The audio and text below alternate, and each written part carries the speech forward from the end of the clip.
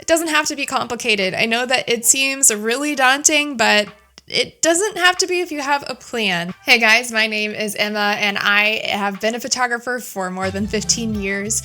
And today I'm going to be talking to you about newborn photography, specifically my simple approach to newborn photos. Now, you might know that I have a lot of experience with a lot of different kinds of photography, and I don't necessarily think that you have to specialize in one type of photography to be successful.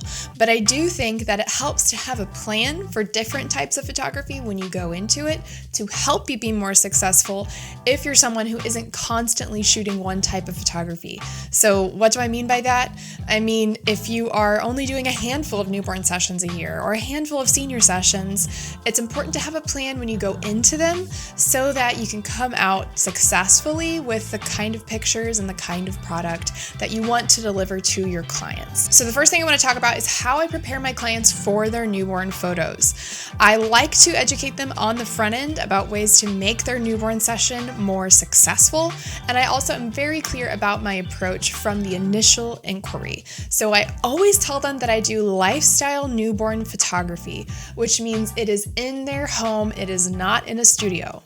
I don't have a studio, I can't bring them to a studio, and I also just like the look of lifestyle newborn photos because it feels a lot more personal to the family, to the parents, you know what I mean? So I always tell them that I shoot their photos in their home, and 99.9% of my clients do that. I also am very clear with my families that I do not want them to clean their house. I don't want them to tidy up.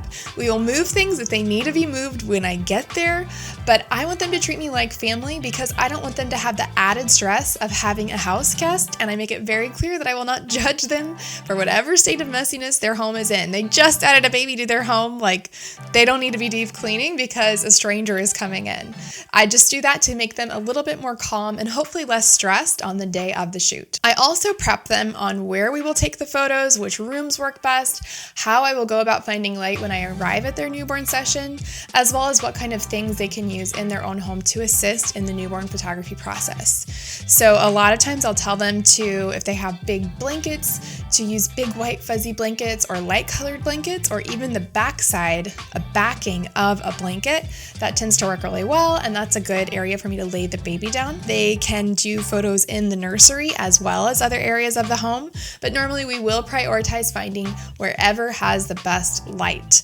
And if there is good light, then we can do a lot of our photos in that single location, kind of switching it up, doing our more posy newborn photos there, or our first family photo together, and then doing other photos in other areas in the home. So now we're going to talk about what I bring to a newborn session. Every session, I will probably bring a swaddle unless the parents have already said that they have a lot of good white swaddles available. I like to use a white swaddle because it's plain and simple and bright, and it works with just about anything. I also have a gray swaddle that I sometimes bring if I feel like it, but it doesn't really matter.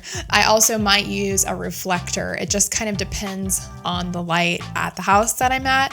Everything is different, every house is different, so it's good to have those just in case, but it's pretty uncommon that I would actually use those. Okay, so the last thing I want to talk about is the shot list for a newborn photo session. So every newborn session, I think that there are two things that the family wants, which is the newborn baby by themselves and the family together.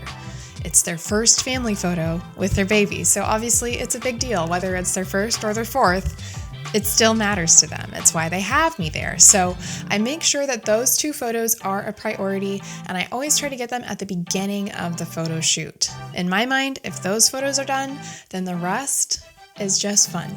Right? It's all about whatever's pretty, whatever's cute, whatever's fun, whatever's extra. So guys, thanks so much for watching this video. I hope it helps you get a better idea of a simple approach to newborn photography. It doesn't have to be complicated. I know that it seems really daunting, but it doesn't have to be if you have a plan. And so hopefully this helped give you a plan going into it.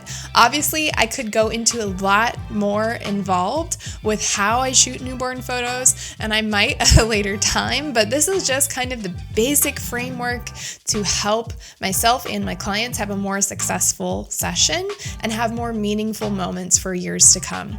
So thanks so much for watching today, guys, and I hope that you found this helpful. Have a good one.